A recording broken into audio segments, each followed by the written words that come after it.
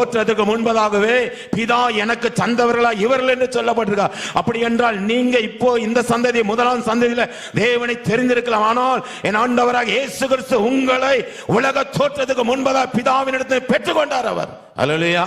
அதனாலதான் சொல்ற, பிதா ஒருவனை எடுத்துக்கொள்ளாவிட்டால் குமாரனிடத்தில் வரான். பிதா ஒருவனை எடுத்துக்கொள்ளாவிட்டால் குமாரனிடத்தில் வர முடியாது. அப்படி என்றால் உலக தோற்றத்துக்கு முன்பதாகவே உங்கள் சந்ததியை, உங்கள் பிள்ளைகளை தேவன் பரலோகத்தில் தேர்ந்தெடுத்து பேர் எழுதி வைத்திருக்கிறாரே. உங்களை அழைத்த தேவன் உங்களை கைவிடுவாரா? உங்களை உலக தோற்றத்துக்கு முன்பாக தெரிந்து கொள்ளப்பட்ட தேவன் இந்த உலகத்தின் பிரச்சனையின் மத்தியில் உங்களை விட்டு விடுவாரா?